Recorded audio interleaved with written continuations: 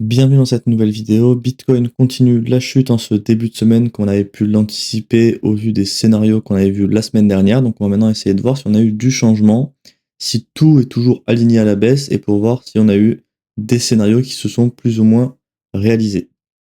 Alors sur le weekly, on va commencer parce qu'on est dans une nouvelle semaine et comme c'est un market review, j'analyserai ensuite le S&P et le gold. Donc pour Bitcoin sur le weekly, on est toujours dans nos scénarios de baisse qui ont pour target donc le lot des 60 000. Étant donné que la structure est baissière, on s'attend à ce que ce lot soit cassé. C'est également notre structure fractale, donc pour moi on a tout qui est aligné pour aller chercher cette zone. Maintenant, plusieurs choses qu'on peut voir à l'écran, c'est que on a toujours nos deux zones imbriquées ici, PY Weekly mensuel, qui peuvent toujours attirer le prix. Là, on a fait un rejet juste avant, donc très bien, peut-être qu'on a déjà fini, ou peut-être que tout simplement, on va, par exemple, faire un rebond ici, parce que là, on peut retrouver une ancienne demande sur le prix, donc on ne peut pas chercher de long dans cette zone, parce que je le rappelle, l'order flow est baissier, donc on cherche uniquement des shorts. Pour chercher des longs, il faudra venir casser les 98 000 $ sur du weekly, qui redonnerait donc un price action haussier. On pourrait prendre typiquement appui dans cette demande pour ralimenter un mouvement haussier qui pourrait aller soit dans notre PY weekly mensuel ici, soit si on clôture comme ça la semaine, on aura la création d'un nouveau PY comme ceci, étant donné qu'on a eu un petit FVG qui a été partiellement créé, étant donné que la semaine finit dans 5 jours. Donc on verra la semaine prochaine s'il y a vraiment eu du changement ou pas. En tout cas, pour l'instant, on a cette demande ici qui est le dernier rempart, entre guillemets, pour moi, avant de prendre ce lot. Si on rebondit dans cette demande, ce sera probablement faire un rebond soit dans ce POI ici, soit pour aller vraiment plus haut. Et si on va ici, on ne pourra pas vraiment savoir ce qui va se passer tant qu'on n'y sera pas. Et pour moi, si on fait juste un rebond ici, c'est pour aller chercher plus bas. Si par contre on la casse directement cette semaine, moi il y a très peu de chances qu'on fasse vraiment un gros rebond. Ce sera peut-être une micro bougie qui va faire un espèce de micro range pour venir ensuite chercher cette zone. Mais en tout cas, c'est vraiment le dernier rempart avant les 60 000 $. Donc on verra en temps et en heure si on a eu du changement. Pour le daily, donc en daily, on avait toujours pareil que des scénarios de baisse. On est baissier de toute façon depuis les 75 000 et depuis maintenant le 23 mai. Donc si vous cherchez des longs depuis maintenant 2 semaines, j'aimerais bien savoir sur quoi vous essayez de vous baser, étant donné que vous voyez que tout est baissier depuis la cassure de cette zone ici.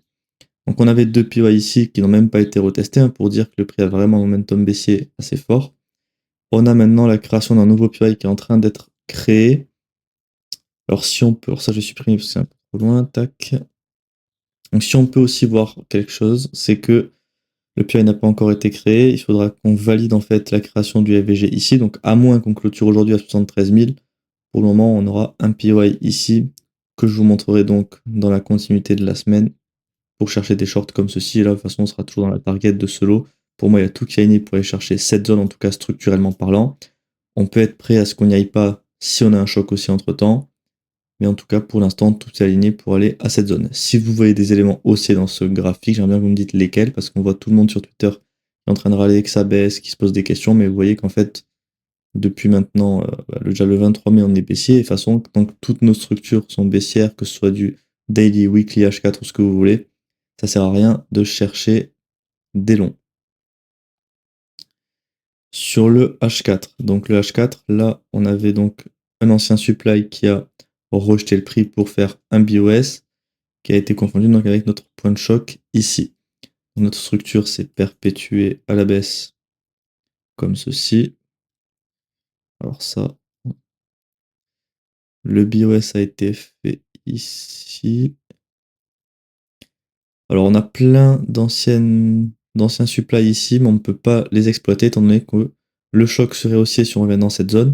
Donc en fait, à partir du moment où on cassera cette zone, on pourra chercher des longs, par exemple, dans un PY qui serait ici, pour chercher le swing pullback. Swing pullback qui peut aller maximum jusqu'au high protégé ici, parce que je rappelle que la structure est baissière.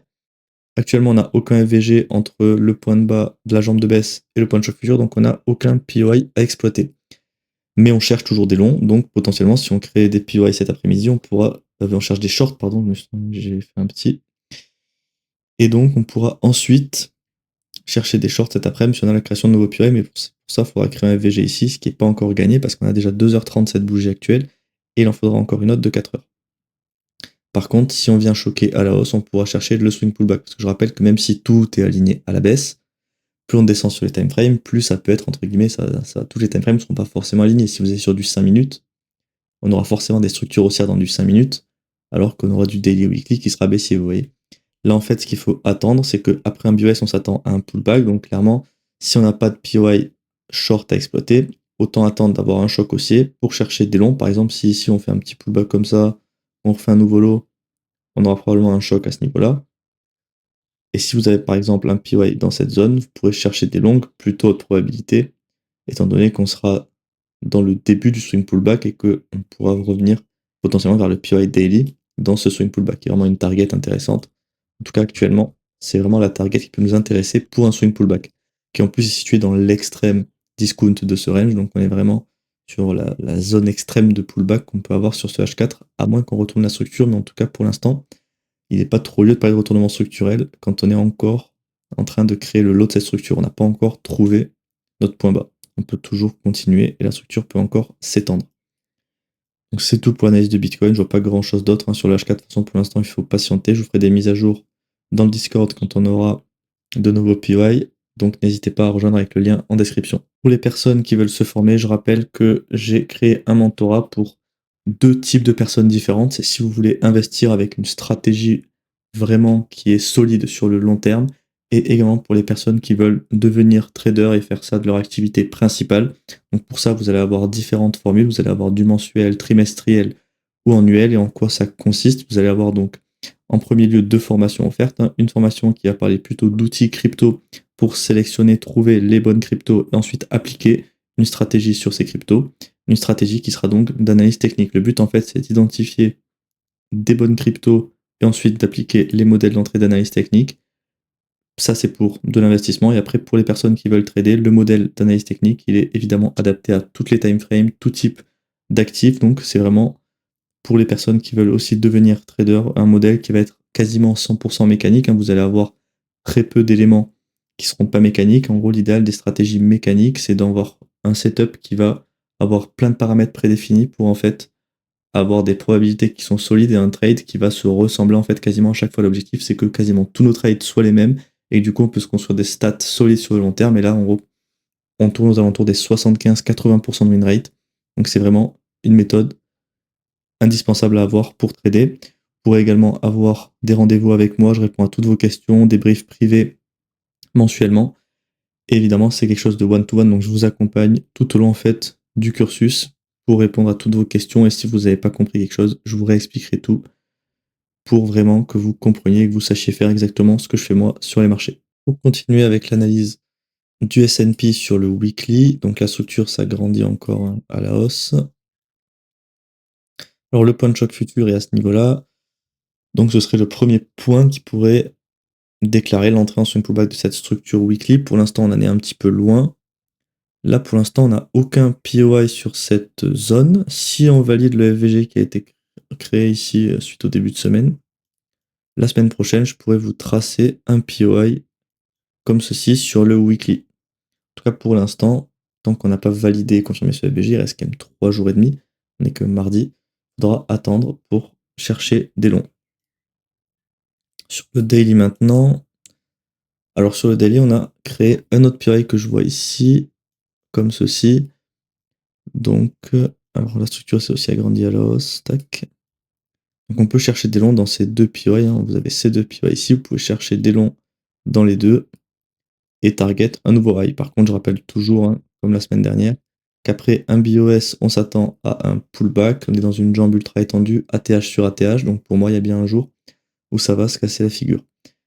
Évidemment, tant qu'on ne choque pas la baisse, il n'est pas lieu de parler de gros crash, mais ce serait le premier signal en fait qui pourrait nous faire entrer en swing pullback. Pullback qui peut clairement aller à ce niveau-là, ce serait pas grave en fait. On voit que le S&P, si on peut quand même faire du moins 10, moins 15%, on reste dans une structure haussière, donc c'est pas la fin du monde. Sauf que des indices qui font moins 15%, ça va faire paniquer beaucoup de monde, et surtout quand vous voyez les cryptos actuellement qui sont en train de crash alors que les indices sont en train de monter, il faut se dire que si les indices perdent 15%, ça m'étonnerait que le Bitcoin y retourne aux 100 000 $. Pour le H4, alors le H4 là ça devient intéressant, c'est un peu ce que je disais la semaine dernière, on a une structure qui est assez petite, donc en fait cette structure peut être retournée plus facilement. Vous comprenez bien que notre ancienne structure qui était comme ça, faut quand même faire une sacrée jambe de baisse pour la retourner à ce niveau-là. Actuellement, on a une petite structure, donc faire ça, c'est pas non plus la fin du monde pour le S&P. Là, on doit vraiment perdre une centaine de points, ça fait moins 1,7%.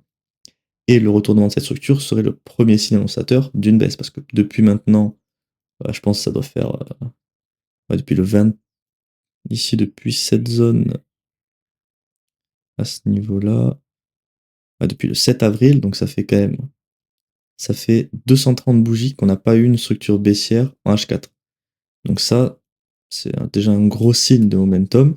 Et donc le premier retournement structurel H4 pourrait être un premier signe de perte de la force. Et en fait, là, on peut voir que le point de choc qui est actuellement au 7350 pourrait être anticipé par le retournement structurel au 7500 si on vient baisser. Je dis pas qu'il faut short maintenant parce que vous voyez qu'à l'instant, le choc est toujours haussier. Donc on cherche uniquement des longues. Mais par contre, il n'y a aucun scénario pour longue parce qu'on a eu la création d'aucun PY ici. Et ce que je vais vous expliquer, c'est que évidemment, on s'attendra, il y aura forcément un jour ou l'autre un pullback sur le S&P. Et on essaye d'anticiper potentiellement dans quelle zone ça peut être fait.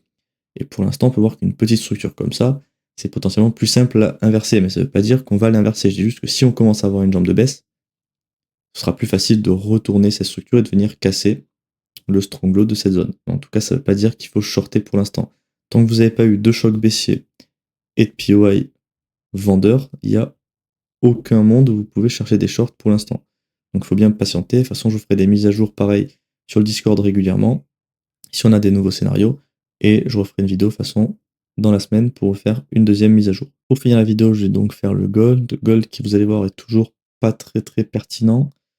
Sur le weekly, on attend toujours donc de chercher des shorts dans cette zone, et on peut target un nouveau lot à ce niveau-là au sein de notre POI mensuel que vous voyez ici. Donc on n'a pas eu de changement, donc je ne vais pas m'éterniser sur le weekly. Le daily, pareil, hein, aucun changement maintenant depuis que je vous ai tracé le PY le 15 mai, donc ça commence à faire un petit bout de temps. Vous voyez qu'en fait on est en train de ranger dans cette zone, on n'a pas vraiment de direction claire, hein, même plus globalement, on est en train de ranger comme ça depuis maintenant le 24 mars. Il n'y a pas eu grand mouvement qui ont changé en fait le price action. Tout ça, c'est du complexe pullback, compris entre le point de choc futur et le plus bas de la jambe de baisse ici. Donc pour l'instant, on peut évidemment chercher des shorts dans cette zone. On peut target un nouveau lot. À ce niveau-là, retournement structurel, ça ferait à voir. En tout cas, pour l'instant, c'est difficile de savoir vraiment quoi faire sur le gold, même si on est toujours baissier pour l'instant. Sur le H4. Alors peut-être qu'ici, on a eu du changement. Alors oui, premier changement, et pas des moindres. Hein, ce que je vous montrais la semaine dernière, c'est qu'on avait quand même un enchaînement de structures baissières qu'on voyait comme ceci. Et là, tac, premier retournement de structure interne. Je parle bien de structure interne parce que notre structure swing est baissière. Je vais aller vous montrer ça tout de suite en dézoomant. On a une structure swing qui est baissière mais qui est vraiment gigantesque. Donc si vous voyez une structure comme ça, c'est quand même difficile de l'exploiter. Donc la structure interne nous permet d'affiner encore plus notre structure. Donc là actuellement, structure qui s'est retournée à la hausse, structure interne. Donc on a eu une structure comme ceci. Le swing pullback a été marqué par l'entrée ici en choc baissier de cette zone. Swing pullback qui a été pour le moment dans les gros EVG de cette zone. Alors est-ce qu'on a eu des PY baissiers ici? Je n'arrive pas à voir. Oui. Donc là, à ce niveau-là, on est actuellement dans un PY H4 où on peut chercher des shorts. Donc là, on est sur un PY pour chercher des shorts qui est plus ou moins. On ne peut pas dire que c'est en haute probabilité parce que la structure interne, elle reste haussière et qu'on a quand même déjà fait un bon pullback. Par contre, il est valable structurellement parlant parce qu'il est donc ici. Donc vous pouvez évidemment chercher des shorts dans cette zone, mais soyez vigilants parce que le price action n'est pas non plus hyper clair sur le gold. Hein, c'est quand même beaucoup moins clean que du S&P ou du Bitcoin actuellement. Donc moi, je serais quand même vigilant, mais évidemment, vous pouvez exploiter ce PY s'il respecte votre plan et uniquement s'il le respecte. C'est pas parce que je vous montre certaines choses dans des vidéos que vous devez vous dire ah tiens, s'il dit ça, je vais chercher des shorts ou des longues. Non, non.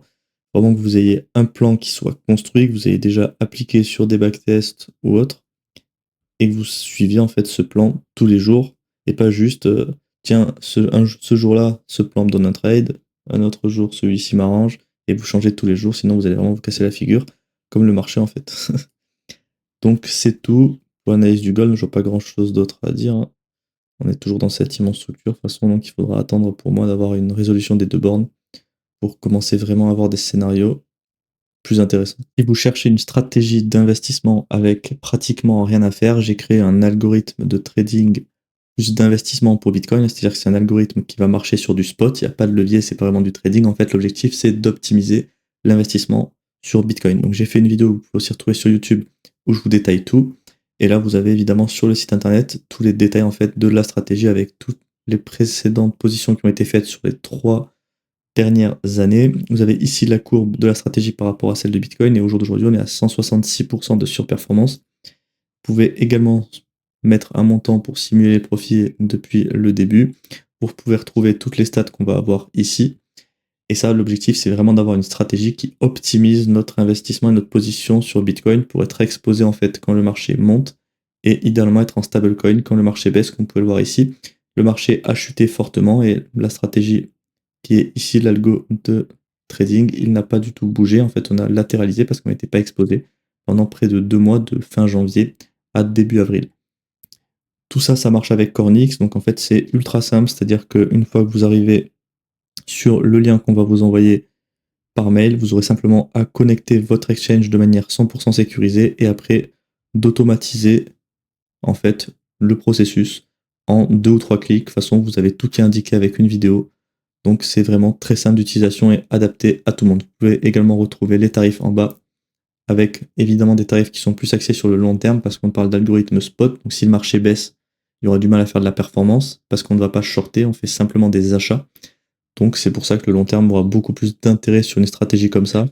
Et au final, vous voyez qu'il faut vraiment pas mettre beaucoup si Bitcoin performe pour rembourser le prix de l'abonnement sur le long terme. Parce qu'on a vraiment d'abonnements qui sont sur 1 an ou 2 ans idéalement. Donc c'est des prix qui sont relativement compétitifs par rapport au reste du marché. Surtout que là, on peut afficher quand même sur les 3-4 dernières années près de 166% de surperformance. Déjà, avoir la performance de Bitcoin sur son portefeuille, c'est déjà une très belle performance. Donc si on peut faire mieux, c'est encore mieux dans notre investissement. Je vous remercie d'avoir regardé cette vidéo. N'oubliez pas de vous abonner à la chaîne et d'activer la cloche de notification si vous voulez me soutenir et également être averti des dernières analyses publiées. Si vous voulez rejoindre soit le mentorat, soit avoir plus d'infos aussi sur notre algo Bitcoin, vous avez donc le lien du Linktree ici qui vous ramènera sur tous mes liens avec les différents sites que vous pouvez utiliser pour trouver des informations.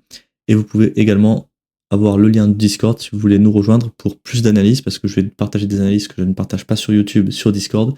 Et vous pouvez également poser toutes vos questions. Si vous avez une question par rapport au mentorat ou à mon algo Bitcoin, vous pouvez évidemment venir et je vous répondrai avec plaisir.